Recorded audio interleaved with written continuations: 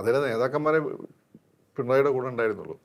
ജനവും പാർട്ടിക്കാരുടെ കൂടെ ആയിരുന്നു, വി എസിൻ്റെ കൂടെ ആയിരുന്നു. ആ പാർട്ടിയുടെ ഇൻറ്റഗ്രിറ്റി നഷ്ടപ്പെട്ടതോടുകൂടി ഓരോ സാധാരണ പാർട്ടിക്കാരനും ഇനി എന്തിന് എന്ന് ആലോചിച്ചു തുടങ്ങി.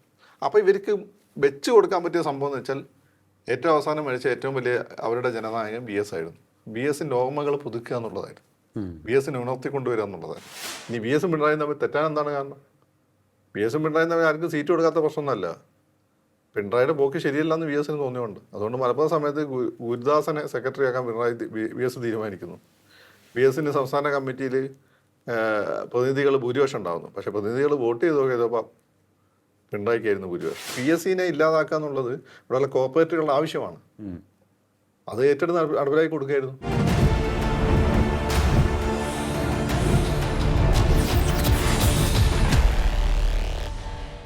നമസ്കാരം. ടോക്കിംഗ് പോയിന്റിലേക്ക് സ്വാഗതം. വി എസ് അച്യുതാനന്ദൻ കേരളം കണ്ട ഏറ്റവും മികച്ച കമ്മ്യൂണിസ്റ്റ് നേതാക്കളിൽ ഒരാൾ വിട പറഞ്ഞിട്ട് 1 വർഷം കഴിഞ്ഞിരിക്കുന്നു. പക്ഷേ ഇന്നത്തെ കമ്മ്യൂണിസ്റ്റ് പാർട്ടിയുടെ അവസ്ഥ, CPM-ൻ്റെ അവസ്ഥ എന്താണ് എന്നുള്ളൊരു ചോദ്യമുയരുകയാണ്. വീഴ്ചകളിൽ നിന്നും വീഴ്ചകളിലേക്ക്, ഭൂതകാലത്തിൽ ചെയ്ത കൊടും ചതികളുടെ, കെടുകാര്യസ്ഥതയുടെ, ഒപ്പം തന്നെ സ്വജനപക്ഷപാതത്തിൻ്റെ, അഴിമതിയുടെ കണക്കുകൾ ഒന്നൊന്നായി പുറത്തു വന്നുകൊണ്ടിരിക്കുകയാണ്. പ്രതിപക്ഷത്തിരിക്കുമ്പോഴും ഈ വലിയ പ്രഹരങ്ങൾ ഏറ്റുവാങ്ങുവാൻ വിധിക്കപ്പെട്ട ഒരു പാർട്ടിയായി അവർ അങ്ങനെ വീഴ്ചയിൽ നിന്നും വീഴ്ചയിലേക്ക് പോയിക്കൊണ്ടിരിക്കുകയാണ്. വി എസിനെ വിസ്മരിക്കുന്ന ഒരു CPM ശൈലിയാണ് ഇപ്പോൾ നമുക്ക് കാണാൻ കഴിയുന്നത്. ഇപ്പോഴല്ല, കഴിഞ്ഞ ഏകദേശം ഒരു 10 വർഷമായി നമുക്ക് കാണാൻ കഴിയുന്നത്. ഈ വിഷയമാണ് നമ്മൾ ഇന്ന് പരിശോധിക്കുന്നത്. വി എസ് വിസ്മരിക്കപ്പെടുമ്പോൾ CPM-ന് സംഭവിക്കുന്നത്. നമ്മോടൊപ്പം ചേരുന്ന രാഷ്ട്രീയ നിരീക്ഷകൻ ശ്രീ ഫക്രുദ്ദീൻ അലി. നമസ്കാരം. ടോക്കിംഗ് പോയിന്റിലേക്ക് സ്വാഗതം. വി എസ് അച്യുതാനന്ദൻ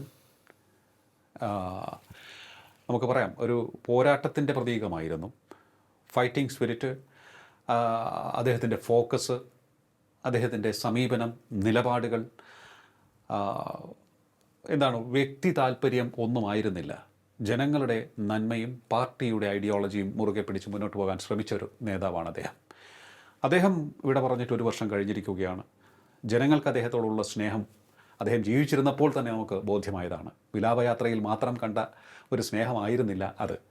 അദ്ദേഹം അവഗണിക്കപ്പെടുന്നു, സൈഡ് ലൈൻ ചെയ്യപ്പെടുന്നു എന്ന് തോന്നിയപ്പോൾ തെരുവിലേക്ക് ഇറങ്ങിയ ജനത്തെ നമ്മൾ കേരളത്തിൽ അങ്ങോളം ഇങ്ങോളം കണ്ടു. അതിൻ്റെ ഫലമായാണ് അദ്ദേഹത്തിന് മുഖ്യമന്ത്രി പദം പോലും ലഭിച്ചത്. അത്തരത്തിലൊരു നേതാവിൻ്റെ അസാന്നിധ്യം ഇന്ന് CPM-ൽ എത്രത്തോളം നിഴലിക്കുന്നു എന്നുള്ളത് വളരെ പ്രധാനപ്പെട്ട ചോദ്യമാണ്.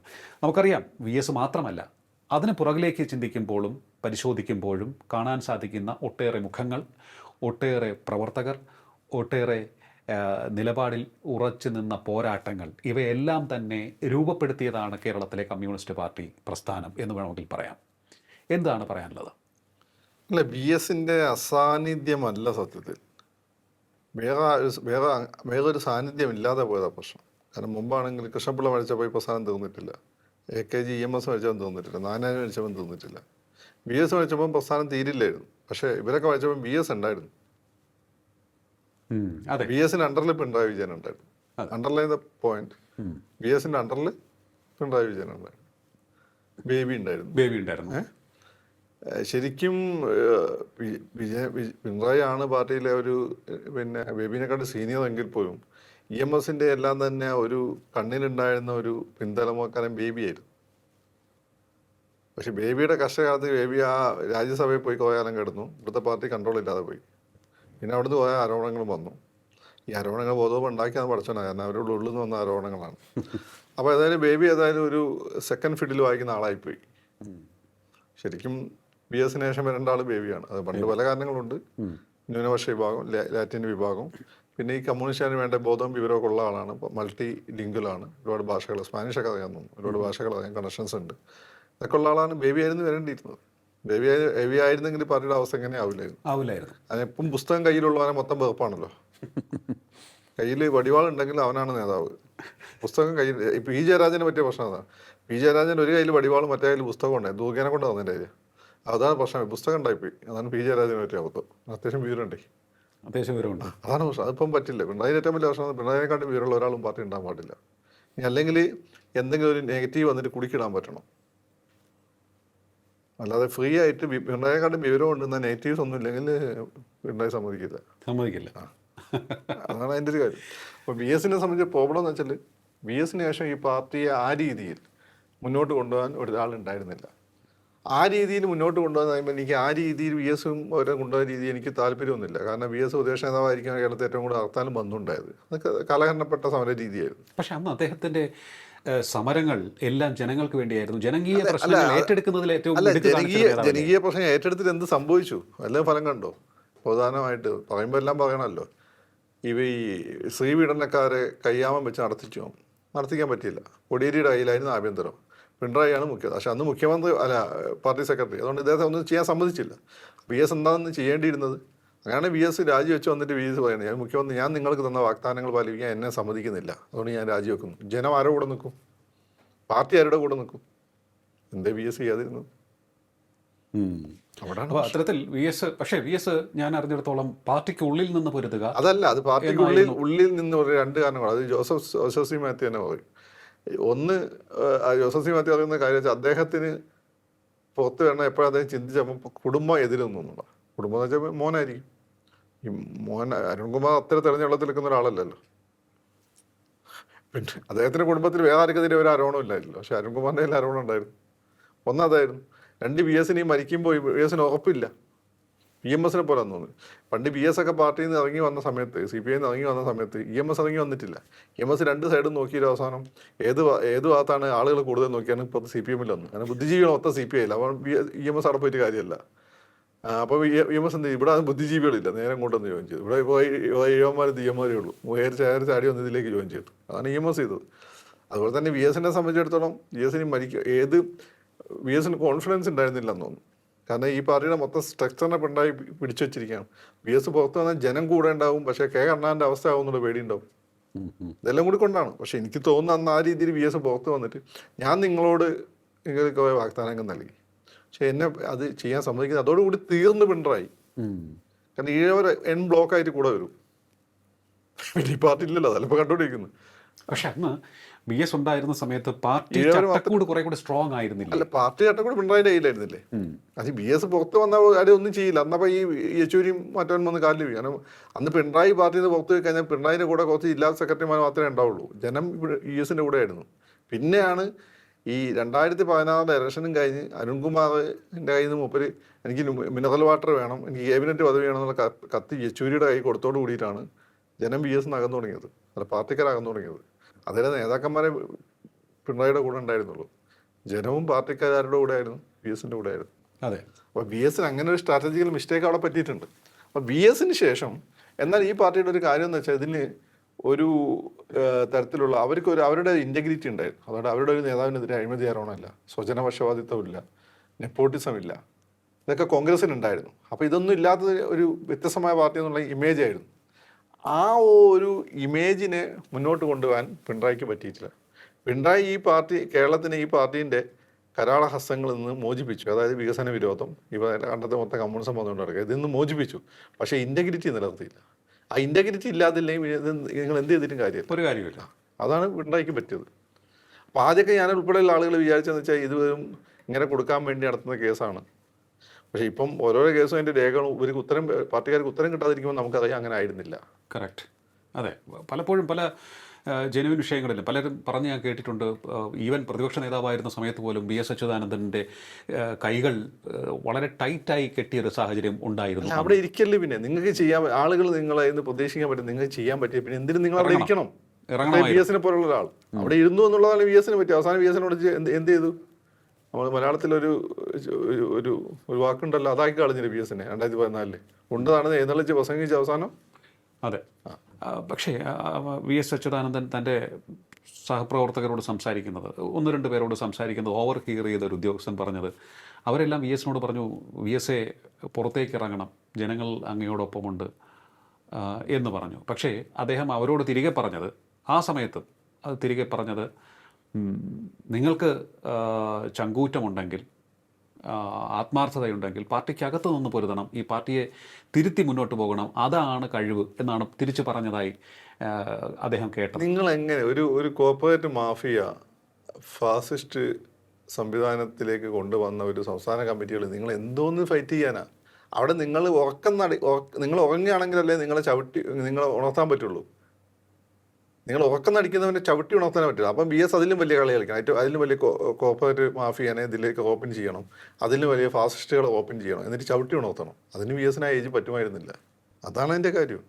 ഓക്കെ. BSനെതിരെ എന്തൊക്കെ നടത്തിയത്? 2-3 സിനിമകൾ BSനെതിരെ കാശ് കൊടുത്ത് ഇറക്കിയിട്ടുണ്ട്. മനസ്സിലായില്ലേ? അതിലൊന്നിൽ BSൻ്റെ ഏറ്റവും വലിയ ഫാനായ സുരേഷ് ഗോപി തന്നെ അതിലൊന്നിന് നായകൻ. അതാണ് എൻ്റെ കാര്യം. മൂപ്പര് എങ്ങനെ അഭിനയിച്ചെന്ന് എനിക്ക് മനസ്സിലാവാത്തതാണ്. പിന്നെ വേണ്ടപ്പെട്ട ആളുകൾ സിനിമ ആയതുകൊണ്ടായിരിക്കും മൂപ്പര് അഭിനയിച്ചിട്ടുണ്ടാവും. ഓക്കെ. ആ രീതി എല്ലാ അർത്ഥത്തിലും BSനെ പിന്നെ ഇല്ലാതാക്കാൻ ശ്രമിച്ചുകൊണ്ടിരിക്കുകയായിരുന്നു. എന്നിട്ട് BS എന്തിനാ കൈ കിട്ടിയിരുന്നത്? അത് BSന് പറ്റിയ തെറ്റ് തന്നെയാണ്. ഓക്കെ.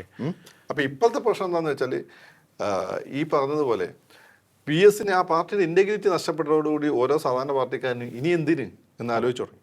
അപ്പോൾ ഇവർക്ക് വെച്ച് കൊടുക്കാൻ പറ്റിയ സംഭവം എന്ന് വെച്ചാൽ ഏറ്റവും അവസാനം മരിച്ച ഏറ്റവും വലിയ അവരുടെ ജനനായകൻ BS ആയിരുന്നു. BSൻ്റെ ഓർമ്മകൾ പുതുക്കുക എന്നുള്ളതായിരുന്നു. BSനെ ഉണർത്തിക്കൊണ്ടുവരിക എന്നുള്ളതായിരുന്നു. എന്നിട്ട് ഷിഫ്റ്റ് ചെയ്യുക. അതിന് പോലും ഇവർ തയ്യാറാവുന്നില്ല. ഇവർ ആചരിക്കാൻ പോകുന്നത് തിരുവനന്തപുരത്ത് ആപ്പാണ് ഞാൻ കണ്ടത്. ഒന്ന് കണ്ണേറ്റ് മുക്കിനും വേറെ കരമന എവിടെയോ ഒന്ന് 2 BSൻ്റെ പോസ്റ്ററുണ്ട്. പോസ്റ്ററല്ല, ഫ്ലെക്സ് കണ്ട്. ആ തിരുവനന്തപുരത്ത് കണ്ണായ ഭാഗത്ത് ആ സ്വദേശം 2 പോസ്റ്ററിൽ ഒതുങ്ങേണ്ട ആളാണ് BS. ഇനി 2 പിണറായിൻ്റെ പ്രസംഗം നിങ്ങൾ കേൾക്കാം. BS എന്നല്ല പറഞ്ഞത്. അത് BS മരിച്ചു കിടക്കുന്ന സമയത്ത് എന്താ പ്രസംഗിച്ചത്? ഒറ്റ തവണയാണ് സഖാ BS എന്ന് വിളിച്ചുള്ളൂ. എപ്പോഴാണ്? പുണ്യപ്പ വയല പറഞ്ഞപ്പോൾ. അതിനുശേഷം BS ഇല്ല, വെറും കോൺഗ്രസ്സുകാരൻ BS എന്ന രീതി BS എന്നാണ് ഇയാൾ വിളിച്ചുകൊണ്ടിരുന്നത്. അപ്പോൾ അപ്പോഴും ഇത്രമാത്രം വെറുപ്പും വിരോധം കാണിക്കാൻ BS ഇങ്ങനെയോട് എന്താ ചെയ്തത്? എങ്ങനെ മുഖ്യമന്ത്രി സ്ഥാനം തട്ടിയെടുത്തു എന്ന് പറയും. ഇങ്ങനെക്കാട്ടും BS അല്ലേ അതിന് അർഹനായിട്ടുള്ളത്. ഇനി BS ഒരു 2 തവണ കഴിഞ്ഞ് ഇങ്ങനെ മാറിക്കൊടുക്കില്ലായിരുന്നു. അതെ, BSന്റെ ഭരണ തുടർച്ച ഒരു സാധ്യത തകർത്തതും ഇദ്ദേഹം തന്നെയാണല്ലോ. അല്ല, ഒന്ന് തകർത്തത്. പിന്നെ രണ്ടാമത്തെ കാര്യം ഈ BS തന്നെയാണ് ഇങ്ങനെ എടുത്ത് കൊണ്ടുവന്നത്. അന്ന് 2 പേരെ ആയിരുന്നു പിന്നെ സെക്രട്ടറി ആയിട്ട് ഉണ്ടായിരുന്നത്. പേര് എനിക്ക് CN രവീന്ദ്രനാഥെന്നു. CN രവീന്ദ്രനാഥും പിണറായി വിജയനാണെന്ന് തോന്നുന്നു. അപ്പം അതിൽ അവർക്ക് സർദാർജിക്ക് താല്പര്യം പിണറായിനായിരുന്നു. അതെന്തുകൊണ്ടെന്ന് ആലോചിക്കേണ്ട വിഷയമാണ്. സർദാർജിക്ക് താല്പര്യം പിണറായിനായിരുന്നു. BSനും പിണറായിനായിരുന്നു താല്പര്യം. അതിനൊന്ന് CIT-നോടുള്ള ദേഷ്യം, ഒന്ന് ചെറിയ സമുദായ സ്നേഹം ഇവർക്ക് എല്ലാവർക്കും ഉണ്ട്. ഒരിയമ്മയ്ക്കും ഉണ്ട്, BSനും ഉണ്ട്. നമ്മളാളെന്നുള്ളൊരു ഫീൽ കുറച്ചുണ്ട്, എത്ര കമ്മ്യൂണിസം പറഞ്ഞാൽ. ഇതെല്ലാം കൂടി കൊണ്ടാണ് പിണറായിയെ സഹായിച്ചത്. പക്ഷേ പിണറായി എന്താ ചെയ്തത്? ഇനി BSും പിണറായും തമ്മിൽ തെറ്റാൻ എന്താണ് കാരണം? BSും പിണറായും തമ്മിൽ ആർക്കും സീറ്റ് കൊടുക്കാത്ത പ്രശ്നമൊന്നുമല്ല. പിണറായിയുടെ പോക്ക് ശരിയല്ല എന്ന് BSന് തോന്നിയുണ്ട്. അതുകൊണ്ട് മലപ്പുറം സമയത്ത് ഗുരുദാസനെ സെക്രട്ടറി ആക്കാൻ BS തീരുമാനിക്കുന്നു. BSന് സംസ്ഥാന കമ്മിറ്റിയിൽ പ്രതിനിധികൾ ഭൂരിപക്ഷം ഉണ്ടാകുന്നു. പക്ഷേ പ്രതിനിധികൾ വോട്ട് ചെയ്തപ്പോൾ പിണറായിക്കായിരുന്നു ഭൂരിപക്ഷം. അങ്ങനെ മിന്നൽ പിണറായി. അതെ, തീർച്ചയായിട്ടും. അത് അത്തരത്തിൽ കാര്യങ്ങൾ വളച്ചൊടിക്കുന്നതിലും സ്വന്തം വരുതിക്ക് കൊണ്ടുവരുന്നതിലും ആ മിടുക്ക് പിന്നീട് പല കാര്യങ്ങളിലും അല്ല, ഈ മിടുക്കിനൊരു പ്രശ്നമുണ്ട്. നിങ്ങൾ ആ രീതിയിൽ സഞ്ചരിച്ചു കഴിഞ്ഞാൽ ഇതിനൊരു എൻഡ് ഉണ്ട്. അതെ, അതാണിപ്പോൾ കണ്ടുകൊണ്ടിരിക്കുന്നത്. കഴിഞ്ഞ 10 വർഷം. പക്ഷെ ഇതിന്റെ പ്രശ്നം എന്താ അറിയോ? അതിന്റെ പ്രശ്നം വില കൊടുക്കുന്ന ആ പാർട്ടി തന്നെയാണ്. ഇപ്പം നിങ്ങൾക്ക് മുന്നോട്ട് വെക്കാനുള്ള ഒരേ ഒരു ഫേസ് BS ആണ്. BSന്റെ ഈ അനുസ്മരണ ഉചിതമായ രീതിയിൽ നടത്തുക. ഇനിയെങ്കിലും BSനെ സഖാ BS ആയി അഭിസംബോധന ചെയ്യുക. അതായത് കെ കരുണാകരൻ എന്ന് പറയുന്ന പോലെ BS എന്ന് പറഞ്ഞുകൊണ്ടിരിക്കുകയായിരുന്നു. അപ്പോൾ ഇതിൻ്റെ അർത്ഥം എന്താണ്? നിങ്ങൾക്ക് നന്നാകാനുള്ള യാതൊരു ഉദ്ദേശവും ഇല്ല. അല്ല, അത്രയേറെ ടൈൻറ്റഡ് ആയി പോയി എന്നാണ് പലരും നിരീക്ഷിക്കുന്നത്. പ്രതിപക്ഷത്തിരിക്കുമ്പോഴും കേരളത്തിൽ CPM ആയിരുന്നു എല്ലാത്തിനും ശക്തം. കോൺഗ്രസ് വന്നപ്പോൾ സെക്കൻഡ് ഫീൽഡിൽ വായിക്കുന്നവർ. ഇപ്പം അതല്ല. അപ്പം കോൺഗ്രസ് തന്നെ നായാട്ടാണ് കണ്ടുകൊണ്ടിരിക്കുന്നത്. കോൺഗ്രസ് ഒന്നും ഉണ്ടാക്കുന്നില്ല. പക്ഷേ CPM ചിത്രത്തിലേ ഇല്ല. ഇപ്പോൾ ഇത്രയും ദുർബലം ഒരു അവസ്ഥ ഉണ്ടായിട്ടില്ല. കാരണം അതിന് ക്രെഡിബിലിറ്റി നഷ്ടപ്പെട്ടതാണ് കാരണം. അതെ, ക്രെഡിബിലിറ്റി അതാണ് ഏറ്റവും പ്രധാനപ്പെട്ട ഒരു. ഓരോ ഘട്ടത്തിൽ ചൂസ് ചെയ്ത് ഉദ്യോഗസ്ഥന്മാരെ നോക്കിയാൽ മതി. സെൻകുമാറിനെ പോലുള്ള ആളെ സൈഡ് ലൈൻ ചെയ്താണ് വേറെ ചിലർ ചൂസ് ചെയ്തത്. ശ്രീലേഖ മാഡത്തിനെയും മറ്റേ ഇവരുണ്ടല്ലോ ഇവിടെ സന്ധ്യ, അവരെയും സൈഡ് ലൈൻ ചെയ്താണ് വേറൊരാളെ കൊണ്ടുവന്നത്. മനസ്സിലായില്ലേ? അങ്ങനെ ഓരോ സ്ഥലത്തും നിങ്ങൾ ചൂസ് ചെയ്ത ഉദ്യോഗസ്ഥന്മാർ, നിങ്ങൾ ചൂസ് ചെയ്ത മന്ത്രിമാർ എല്ലാം നോക്കും നിങ്ങൾ. അതെ, ഇതിപ്പോൾ അതെല്ലാം തന്നെ തിരിച്ചടിയായിക്കൊണ്ടിരിക്കുകയാണ്. ഒന്ന് നോക്കുകയാണെന്നുണ്ടെങ്കിൽ ഓക്കെ, സെൻകുമാർ നിയമയുദ്ധം നടത്തി. അതിനുശേഷം നമ്മൾ പക്ഷേ സെൻകുമാർ 1 വർഷം നഷ്ടപ്പെട്ടു. ആ വർഷം അയാൾ തുടങ്ങിയ പല പരിപാടിയും നടപ്പിലാക്കാൻ പറ്റിയില്ല, സപ്പോർട്ടേഴ്സ് ചെയ്യപ്പെട്ടു. അതെ, മനസ്സിലായില്ലേ? ഇങ്ങനെ എല്ലാ അർത്ഥത്തിലും CPI എന്നുള്ള പാർട്ടി നിർവീര്യമാക്കി കളഞ്ഞു. കറക്റ്റ്. അതൊരു ഒരു ഒരു ഒരു വലിയൊരു CPMന്റെ ഇന്റഗ്രിറ്റി തന്നെ. CPI അങ്ങനെ കണ്ണെടുത്ത് കണ്ടുപിടിപ്പുണ്ടായി, എനിക്കറിയാം. പക്ഷേ ഭയങ്കര സ്നേഹം കാണിച്ചു, കാനതിൽ വീണു.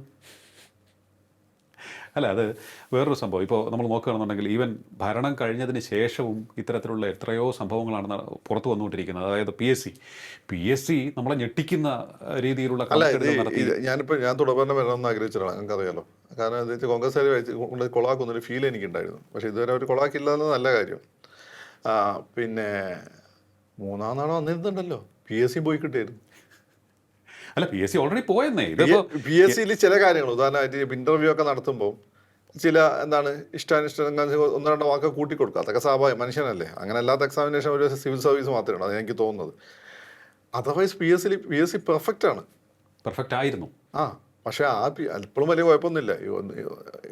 ഈ ചെറിയൊരു സംവിധാനത്തിൽ വന്ന നാള് ഒരു പ്രശ്നമാണ് ഉള്ളത്. പക്ഷേ തുടർന്ന് വന്നിരുന്നുണ്ടല്ലോ, PSC ഉണ്ടാവില്ല. പിന്നെ PSCനെ തകർക്കുക എന്നുള്ളത്, ഇപ്പം നിങ്ങളിപ്പോൾ ഡൽഹിയിൽ നടക്കുന്ന കോക്കോച്ച് സമരമായിട്ട് ബന്ധപ്പെട്ട് എന്താണ് കാണുന്നത്? ഈ പറഞ്ഞ നീറ്റ് എക്സാം നടത്താനുള്ള പിന്നെ ചുമതല പ്രൈവറ്റ് ഏജൻസികൾക്ക് പിന്നെ സബ് കോൺട്രാക്ട് കൊടുത്താണ്. അതിൻ്റെ ഫലമാണ് നമ്മൾ അനുഭവിച്ചുകൊണ്ടിരിക്കുന്നത്. അതുകൊണ്ട് ഇതാണ് വ്യാപത്ത് സംഭവിച്ചത്. അതായത് PSCനെ ഇല്ലാതാക്കുക എന്നുള്ളത് ഇവിടെയുള്ള കോർപ്പറേറ്റുകളുടെ ആവശ്യമാണ്. അത് ഏറ്റെടുത്ത് നടപ്പിലാക്കി കൊടുക്കുകയായിരുന്നു. അതിനാദ്യം PSCയുടെ വിശ്വാസ്യത തകർക്കണം. ഓക്കെ. അപ്പോൾ ഇവർക്ക് തൊഴിലവസരങ്ങൾ വെട്ടിക്കുറയ്ക്കുക. ഇവരെ ഏറ്റവും വലിയ പ്രശ്നം കേരളത്തിൽ ഞങ്ങൾ ഗവൺമെൻറ് തൊഴിലുകൾ കൊടുക്കുന്നു എന്ന് പറയുന്നതാണ്. അപ്പോൾ അപ്പോൾ പെട്ടെന്ന് നിർത്തിക്കഴിഞ്ഞാൽ പ്രശ്നമാണ്. അപ്പോൾ എന്ത് ചെയ്യണം? നിർത്താനുള്ള സാഹചര്യം ഉണ്ടാക്കണം. അതാണ് പരിപാടി. നിങ്ങൾ വിചാരിക്കുമ്പോൾ ഇത് ഒരേ ഒരു മാങ്ങ തള്ളിയിടലല്ല. ഇതെന്താ ചെയ്യുന്നതെന്ന് വെച്ചാൽ ഒരു മാങ്ങ തള്ളിയിടുകയും ചെയ്യും, വേറെ ഒന്ന് രണ്ട് മാങ്ങ വീഴാനുള്ള ചാൻസ് ഉണ്ടാക്കി വെക്കുകയും ചെയ്യും. ഇതാണ് സംഭവം. അല്ല, ഇതിപ്പോൾ കോൺഗ്രസിന് ഇത് ചെയ്യാനുള്ള ധൈര്യമില്ല. കാരണം സൊസൈറ്റി ഇപ്പോഴത്തെ വിജിലൻ്റാണ്. കാരണം കോൺഗ്രസിന് എന്ത് ചെയ്താലും ഇപ്പോൾ സതീശൻ ഒരു കൈ കൊണ്ട് ചെയ്യുന്ന മറ്റേ കൈ വിളിച്ചു പറയും. ഇതാണ് കോൺഗ്രസ്. ഇതല്ലല്ലോ. അല്ല, അതെ തീർച്ചയായിട്ടും. ഇതിപ്പോൾ നമ്മൾ നോക്കുകയാണെന്നുണ്ടെങ്കിൽ ഉദ്യോഗസ്ഥരോടുള്ള പകപോക്കൽ അത് വളരെ മോശം രീതിയിലേക്ക് വരെ പോയി. നമുക്ക് നോക്കുകയാണെങ്കിൽ ഡോക്ടർ അശോകിന് പണി ഉമ്മൻചാണ്ടി സാറിൻ്റെ സമയത്തും കിട്ടിയിട്ടുണ്ട്. പക്ഷെ എന്താണ് കാണാൻ വന്ന സമയത്ത് അശോക് തന്നെ പറയുന്നു, നോക്കി ചിരിച്ചിട്ട് ആ ലേഖനം വായിച്ചായിരുന്നു കേട്ടോ.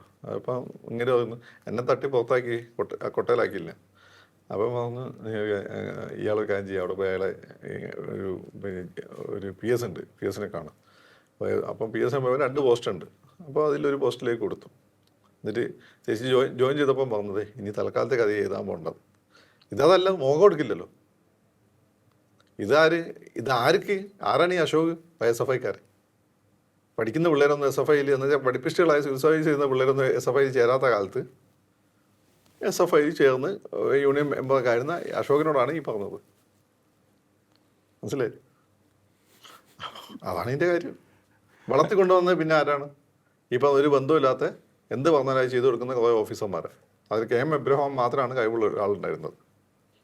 അതിപ്പം ഈ സതീശന് KM എബ്രഹാമിന് വേണമെന്ന് തോന്നുന്നുണ്ടാവും. പക്ഷേ പ്രശ്നം എന്ന് വെച്ചാൽ കോൺഗ്രസ്സിനെ സമ്മതിക്കില്ലല്ലോ, പിണറായിൻ്റെ കൂടെയുള്ള ആളായതുകൊണ്ട്. KM എബ്രഹാമിന് മികച്ച ഉദ്യോഗസ്ഥനാണ്. KM എബ്രഹാം മാത്രമാണ് ആ കൂട്ടത്തിൽ നമുക്ക് എടുത്തു പറയാവുന്ന ഒരു ഓഫീസർ ഉണ്ടായിരുന്നു. അതാണ് കാര്യം. അല്ല, ഏതായാലും അത്തരത്തിൽ ഉദ്യോഗസ്ഥരോടുള്ള പകപോക്കൽ പിണറായി സർക്കാർ ചില്ലറയല്ല കാണിച്ചത്. ചില സുഹൃത്തുക്കൾ പറഞ്ഞത് ചില കാര്യങ്ങൾ നടക്കുമോ എന്നൊരു അഭിപ്രായം എന്നോട് ചോദിച്ചു. അത് സർക്കാർ ഉദ്യോഗസ്ഥരായിരുന്നു. അപ്പോൾ പറഞ്ഞത്, അപ്പോൾ ഞാൻ ചോദിച്ചു, നിങ്ങൾക്കിത് ക്യാമറയ്ക്ക് മുന്നിൽ സംസാരിക്കാമോ ചില വിഷയങ്ങൾ ഉയർത്തി? അപ്പോൾ അവർ പറഞ്ഞത് ഒരു കാരണവശാലുമില്ല. കാരണം ഏറ്റവും അധികം പക പോക്കുന്ന ഒരു പ്രസ്ഥാനമാണ് ഇടത് പ്രസ്ഥാനം. അപ്പോൾ അവരോട് എന്തെങ്കിലും ഇത് പറഞ്ഞു കഴിഞ്ഞാൽ പിന്നെ നമ്മുടെ ജീവിതം കഴിഞ്ഞു എന്നാണ് അവർ പറഞ്ഞത്. ഫിനിഷ്ഡ്. അതുകൊണ്ട് വേണ്ട, എവിടെയെങ്കിലും എങ്ങനെയെങ്കിലും ജീവിച്ചോളാം എന്നുള്ള പ്രതികരണമാണ് കിട്ടുന്നത്. എനിക്ക് ഏറ്റവും ഈ BSനോട് ഈ പക വെച്ച് വളർത്താൻ കാരണം എന്താണ്? അയാൾ നിങ്ങൾ സൈഡ് ചെയ്ത് അയാൾ നിങ്ങൾ ഒന്നും അല്ലാതാക്കി. ഇനി നിങ്ങൾ തിരിച്ചു വരണമെങ്കിൽ നാട്ടുകാർ ഇപ്പോൾ സ്നേഹിക്കുന്ന ഒരേ നേതാവ് ഇങ്ങേരാണ്. അവിടെയൊക്കെ പറഞ്ഞാൽ മനസ്സിലാവും. ഇപ്പോഴും പിള്ളേർ അച്ഛമാവെന്ന് പറഞ്ഞാൽ മനസ്സിലാവും. അതെ. എന്നിട്ടും എന്തിനാണ് ഈ പകയും വെച്ചുകൊണ്ട് നടക്കുന്നത്? ഇനി പക ഉണ്ടെങ്കിൽ എന്തിനാണ് അവിടെ പോകുന്നത്? അവിടെ വല്ല ബേബിയൊക്കെ പോയി പ്രസംഗിച്ചോളല്ലോ. ബേബിക്കൊന്നും ഈ പകയില്ല. ഇതൊക്കെ അവിടെ 7 വരെ കണ്ടുകൊണ്ടിരിക്കുക. ആലപ്പുഴയുള്ള 7 വരെ നിങ്ങൾക്ക് മനസ്സിലായതുകൊണ്ടാണ്. അതെല്ലാം അവർ കൗണ്ട് ചെയ്തിട്ടുണ്ട്. അല്ല, ഇപ്പോൾ തന്നെ ഫക്രുദ്ദീൻ പറഞ്ഞത് ആകെ ശിഥിലമായി പോയി. ഇടതുപക്ഷം ഉണ്ടോ എന്നൊരു സംശയമുണ്ട്. അങ്ങനെ ഒരു അവസ്ഥ പണ്ടുണ്ടായിരുന്നില്ല. അല്ല, ഇനി ഇടതുപക്ഷം കേരളത്തിൽ തിരിച്ചു വരണമെങ്കിൽ മുസ്ലിങ്ങൾ കനിയണം. ഇത്തവണ കോൺഗ്രസിനും കഴിഞ്ഞ പോലെ മുസ്ലിംസ് ആളും അർത്ഥവും ഇറങ്ങി. ഇനി BJP ഇവിടെ വളരാൻ പാടില്ല. അതുകൊണ്ട് CPM ഇവിടെ വേണമെന്നുള്ളതുകൊണ്ട് ആളും അർത്ഥം ഇറങ്ങി N ബ്ലോക്ക് ആയിട്ട് മുസ്ലിംസ് വോട്ട് വഴി. അല്ല ഞാൻ ഒരു സംശയം ചോദിച്ചോട്ടെ. ആർക്ക് പിന്നിൽ അവർ അണിനിരക്കും? ഇടതുപക്ഷത്തിൽ ആർക്ക് പിന്നിൽ അണിനിരക്കും? കാരണം അല്ല, അത് വേണമെന്നില്ല. ഇപ്പോൾ സതീഷ് ഉണ്ടായിരുന്നു, നിങ്ങൾ കണ്ട CPM നേതാവിനൊക്കെ വേണമെങ്കിൽ ഉണ്ടായിക്കൊണ്ടുവരും. ഇത് റിയാസ് തന്നെ ഉണ്ടല്ലോ. റിയാസ് ഉണ്ടാവാനും അത് മുസ്ലിം മുഖ്യമന്ത്രി. പിന്നെ ക്രിസ്ത്യൻസിൻ്റെ ഒക്കെ ചാക്കിലാക്കാൻ വേറെ എന്തെങ്കിലും പണി വെക്കും. ക്രിസ്ത്യൻസിന് അങ്ങനെ സ്ഥിരമായിട്ട് അവരുടെ ദേഷ്യവും പിന്നെ എന്താണ് ഇഷ്ടമൊന്നുമില്ലല്ലോ. അപ്പോൾ അന്നത്തെ സാഹചര്യമുള്ളൂ, അവരുടെ കാര്യം നടക്കണം, അത്രയേ ഉള്ളൂ. പക്ഷേ ചാക്കിലാക്കി കഴിഞ്ഞാൽ, പക്ഷെ എവിടെയും പ്രശ്നം കിടക്കുന്നത് ഈഴവ വോട്ട് പണ്ടത്തെ പോലെ കിട്ടുമെന്ന് എനിക്കൊരു ഉറപ്പില്ല. അവിടെയാണ് പ്രശ്നം. അല്ലേ, ഇത്തരത്തിൽ VS വിസ്മരിക്കപ്പെടുമ്പോൾ അതിനോട് റിലേറ്റ് ചെയ്യാൻ പറ്റുന്ന ഒന്നാണ് ഈഴവ വോട്ട്.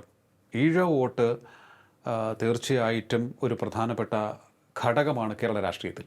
ഇടതുപക്ഷത്തെ ഇത്രയും നാൾ താങ്ങി നിർത്തിയത്. പക്ഷേ ഇപ്പോൾ അത് BJP പക്ഷത്തേക്ക് പോയിക്കൊണ്ടിരിക്കുകയാണ്, ഒരു നല്ലൊരു പങ്കം പോയിക്കൊണ്ടിരിക്കുക. അതിന് പ്രധാനപ്പെട്ട കാരണം CPM-ലെ വിഭാഗീയതയാണ്. VS-ന് ഒതുക്കി ഈഴവ വോട്ട് എന്ന തൃശ്ശൂർ തൊട്ട് തിരുവനന്തപുരം വരെയുള്ള മേഖലകളാണ്. അതിന് പ്രധാനപ്പെട്ട കേന്ദ്രം എന്ന് വെച്ചാൽ കൊല്ലവും ആലപ്പുഴയും. ഇതാണ് ഇതിൻ്റെ പ്രധാനപ്പെട്ട ഒരു കേന്ദ്രം എന്ന് വെച്ചാൽ. ഇവിടെ വെള്ളാപ്പള്ളി പറഞ്ഞാൽ ഒരു 25% വോട്ട് പരമാവധി കിട്ടുമായിരിക്കും, അത്രയേ ഉള്ളൂ. ബാക്കിയെന്ന് വെച്ചാൽ അവർക്ക് കമ്മ്യൂണിസ്റ്റുകാരായ അവരുടെ നേതാക്കന്മാരുണ്ട്. അത് കഴിഞ്ഞ് VS-ന് ഒതുക്കിയോടുകൂടി തന്നെ അത് ഇളകി തുടങ്ങിയതാണ്. പക്ഷേ അതിനിടയ്ക്ക് പിന്നെ VS പാർട്ടി തന്നെ നിൽക്കുകയും ചെയ്തു. പിണറായി ആദ്യത്തെ ഗവൺമെൻറ് സമയത്ത് എന്തൊക്കെ ചെയ്യുമെന്നൊരു ഇമേജ്, സുരേഷ് ഗോപി ഇമേജ് ഉണ്ടാക്കി, അങ്ങനെ അങ്ങ് നിന്നതാണ്. ഇപ്പം അത് പൂർണ്ണമായിട്ട് ഇളകി. BJP-ക്കാർക്ക് എത്ര കാൻവാസ് ചെയ്യാൻ പറ്റുമെന്ന് എനിക്ക് നല്ല സംശയമുണ്ട്. കാരണം അവർക്ക് അതിനുള്ള ഇപ്പം തന്നെ കണ്ടില്ലേ, ഇപ്പം എങ്ങനെ സുരേഷ് അഴിമതി നടത്തി തെളിയിക്കാൻ വേണ്ടി കഷ്ടപ്പെട്ട് ഓടി നടക്കുകയാണ്. ഇപ്പോൾ സുരേഷ് ഇലക്ഷൻ ഫണ്ട് വെട്ടിച്ചു, പരസ്പരം യുദ്ധം. അങ്ങനെയാണ് സുരേഷ് കിട്ടിയ പൈസ ചിലവാക്കി ബാക്കി ആദ്യമായിട്ട് ഇലക്ഷൻ ഫണ്ട് തിരിച്ചു കൊടുത്തത് സുരേഷാണ്. സുരേഷിന് എങ്ങനെ കൊടുക്കാമെന്ന് ഇപ്പം ഗവേഷണം നടത്തിക്കൊണ്ടിരിക്കുകയാണ്. അല്ല, ഇത് നമ്മുടെ പാളയത്തിൽ പടയുണ്ടെങ്കിൽ ആ പടയുടെ കരുത്ത് ചോർന്നുകൊണ്ടിരിക്കുമെന്ന് ഇവർ എന്നാണ് തിരിച്ചറിയുക എന്നുള്ളതാണ്. ആര്? BJP. എനിക്കറിയില്ല അവരെന്താ ഉദ്ദേശിക്കുന്നത്. സുരേഷ് പറയുന്നതായിട്ട് സ്മാർട്ട് വാക്ക് നടത്തുന്നത് രഹസ്യമായിട്ടുള്ള വാക്കാണ്. ഞങ്ങൾ അടുത്ത ലോക്സഭാ ഇലക്ഷൻ തുടങ്ങി പണി തുടങ്ങിയെന്നൊക്കെയാണ് സുരേഷ് പറയുന്നത്. നടക്കട്ടെ, നമ്മളൊന്നും കാണുന്നില്ല. ചില സോഷ്യൽ മീഡിയയിൽ മൊത്തം വന്നിരുന്നത് ഈ ഫണ്ട് വെട്ടിപ്പോൾ. പക്ഷെ നമ്മൾ വേറൊന്നും എവിടെയും കണ്ടിട്ടില്ല. മുമ്പൊക്കെ നന്നായി ഫണ്ട് വെട്ടിച്ചൊന്നും കേട്ടിട്ടുണ്ട്. അതാണ് അവരുടെ ഇപ്പോഴത്തെ ഒരു അവസ്ഥ. പിന്നെ അവർ സ്ഥാനാർത്ഥി നിർണ്ണയത്തിൽ പലപ്പോഴും അവർ എല്ലാവർക്കും, ചില സ്ഥിര സ്ഥാനാർത്ഥികളുണ്ട്, അവർക്ക് എല്ലാ സ്ഥലത്തും മത്സരിക്കണം. അല്ലാതെ ഒരു പരീക്ഷണം നടത്താൻ ചാത്തന്നൂർ പോലെ പരീക്ഷണം നടത്തി കഴിഞ്ഞാൽ പല സ്ഥലത്തും ജയിക്കും. പക്ഷെ അവർ ചെയ്യില്ല. അവരുടെ മാതൃക എന്ന് വെച്ചാൽ പഴയ CPM-ഉം ഇപ്പോഴത്തെ CPM-ഉം പഴയ കോൺഗ്രസ്സുമാണ്. കോൺഗ്രസ് ഇത്രയും മാറിപ്പോയി. ഇവർ സ്ഥാനാർത്ഥികളെ നോക്കി കണ്ടു നിർത്തിയത്. ഇപ്പോൾ അല്ലെങ്കിൽ ഇപ്പോൾ പിന്നെ വാമനപുരത്തെ ഇവർ ജയിക്കായിരുന്നു. അത് കൃത്യമായ സ്ഥാനാർത്ഥിയായിരുന്നു അവർക്ക്. അപ്പം അങ്ങനെയൊക്കെ BJP പക്ഷേ വേറെന്തോ ലോകത്താണ്. CPM-നെ സംബന്ധിച്ചിടത്തോളം അതിനടുത്ത ഈഴവ വോട്ടാണ് ഇളകി. അത് ഭയങ്കരമായിട്ട് പണ്ട് രാജീവ് ഗാന്ധി പ്രതിപക്ഷത്തെ പറ്റി പോകുന്ന ആണി അടിക്കാത്ത പ്ലാറ്റ്ഫോം പോലെ എടുക്കുകയാണ്. ഏതായാലും VS അച്യുതാനന്ദൻ എന്ന മഹാമേരു വിട പറഞ്ഞിട്ട് 1 വർഷം കഴിയുന്നു. അദ്ദേഹത്തെ മറന്ന പ്രവർത്തനങ്ങളുമായി CPM നേതൃത്വം ഇപ്പോഴും പോയിക്കൊണ്ടിരിക്കുകയാണ്. അദ്ദേഹത്തെ ദ്രോഹിച്ചവർ അദ്ദേഹത്തെ ഇപ്പോഴും അംഗീകരിക്കാൻ തയ്യാറല്ല. ഇനിയെങ്കിലും അത് വെടിയണം. അത്തരത്തിലുള്ളൊരു വെറുപ്പ് വെടിഞ്ഞ് VS എന്തായിരുന്നു എന്ന് ജനങ്ങളോട് അംഗീകരിച്ചുകൊണ്ട് സംസാരിക്കുവാൻ ഇനിയെങ്കിലും ഇപ്പോഴത്തെ നേതാക്കൾ തയ്യാറാകണം. ഇല്ല എന്നുണ്ടെങ്കിൽ ഇളകിയ അടിത്തറ ഒരു കാരണവശാലും റിപ്പയർ ചെയ്യാൻ സാധിക്കില്ല. അത് ഇളകിക്കൊണ്ടേയിരിക്കും. കൂടുതൽ ദുർബലമായി ഒടുവിൽ ആ മേൽക്കൂര നിലംപതിക്കും വരെ, ചുവരുകൾ ഒന്നൊന്നായി നിലംപതിച്ചൊടുവിൽ മേൽക്കൂര നിലംപതിക്കും വരെയും ഈ അഹങ്കാരവും അഹന്തയും ഇത്തരത്തിലുള്ള ദുഷ്ടചിന്തകളും മാത്രമായി മുന്നോട്ട് പോയി കഴിഞ്ഞാൽ അത് ആസന്നമാകും. അധികം വിദൂരമല്ല അത് എന്നുള്ള കാര്യം തിരിച്ചറിയുക. ആരറിയാൻ. വളരെ നന്ദി ഇത്രയും സമയം ടോക്കിംഗ് പോയിൻറ്റുമായി സംസാരിച്ചത്. ടോക്കിംഗ് പോയിൻറ്റിൻ്റെ ഈ അധ്യായം ഇവിടെ പൂർണ്ണമാകുന്നു. ഇനി അടുത്ത എപ്പിസോഡിൽ. നമസ്കാരം.